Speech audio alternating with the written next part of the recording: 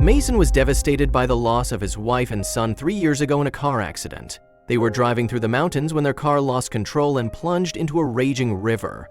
The police couldn't even find the bodies, and Mason was left to grieve and mourn without any closure or resolution. Suddenly, he saw them walking in a park hundreds of miles from their town. Mason couldn't believe his eyes.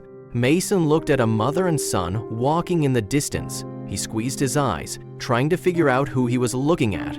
Sure, the accident had been 3 years, but he was still very aware of what his beloved wife and son looked like. So many questions were to be answered. What happened to them? Why did it take them so long to show themselves? Was it really them? And when he saw her face, everything that happened 3 years ago flashed in his mind. Make sure to subscribe and turn on notifications so you don't miss our upcoming stories. Mason lost his wife and son 3 years ago during a fatal car crash. He survived the accident himself and woke up several weeks from a coma. That's when he heard about the passing of his son and wife. He has lived at an asylum ever since. To recover both physically and mentally, it took him all he had to learn to walk again. It barely gave him a chance to grieve. He walked in a park nearby to recover both physically and mentally. He walked the same route every single day, but this particular day had something truly remarkable in store for him, enjoying the sounds of birds chirping and the smell of the recently mowed grass. He reached the fountain as a daily routine. He washed his hands in the water coming out of the fountain. He then sees a woman and little boy walking, quite far away, but he didn't know anything about them. Yet, he had a feeling. The next day, he returned to the park, but they were nowhere to be seen. Then, exactly a week later, he saw them again.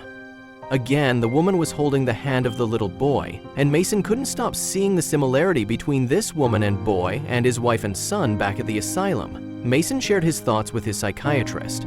The psychiatrist eased his mind. He told him how these were probably just phases of his mourning. They would pass.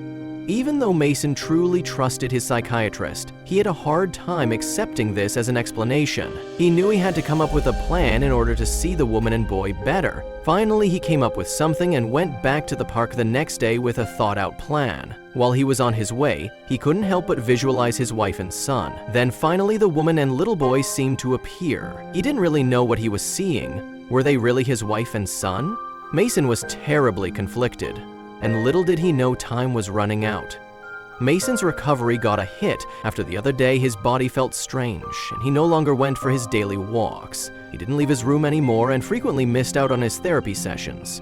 One day, Mason decided to visit his psychiatrist again. Mason wasn't really eager to talk, he just wanted to leave his room for a little while.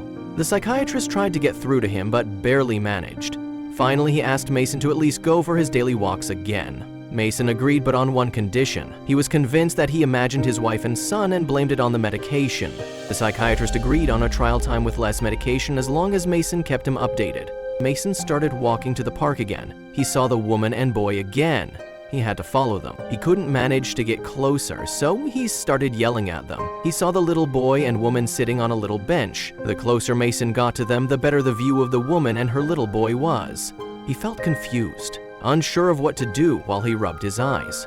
Should he leave or stay? Did he trick himself into seeing this? They walked past him, but he was unsure of what to say to them.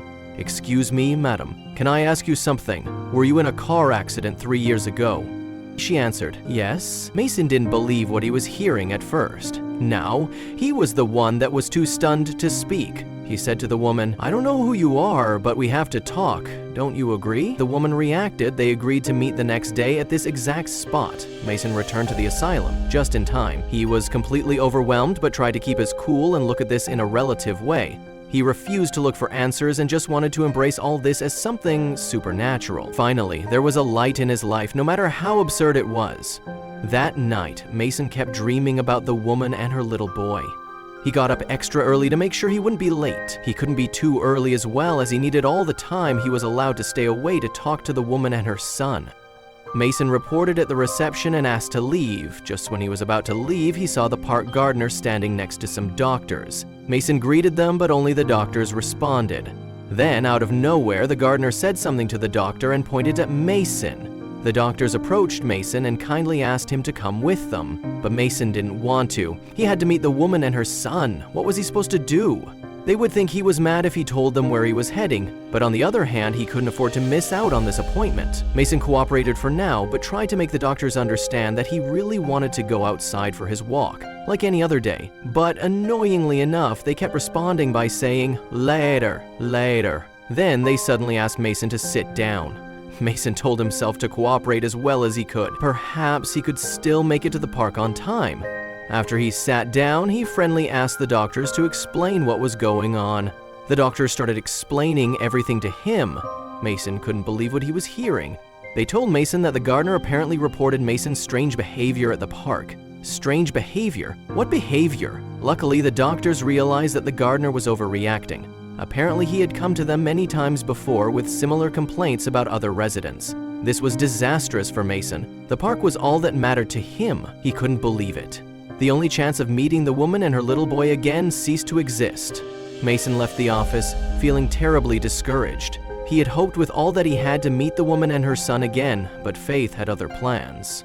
He walked outside, took a right, where he'd usually take a left to go to the park, and just started walking. Mason may have gone out to calm down, but he only got angry. He questioned everything. Why would he allow an interfering gardener to ruin his life? Mason arrived at the park only shortly after and saw that there was no gardener whatsoever.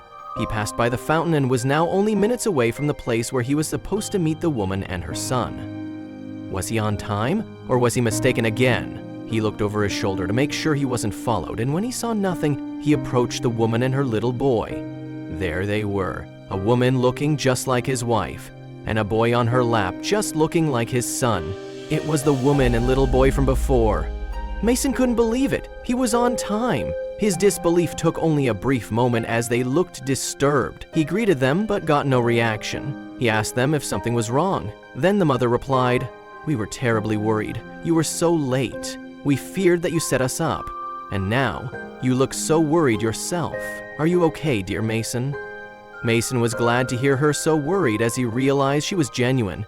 They survived. The fact that Mason and the woman and her son ran into each other was nothing but a coincidence or perhaps destiny. They became close friends and Mason left the asylum only weeks after.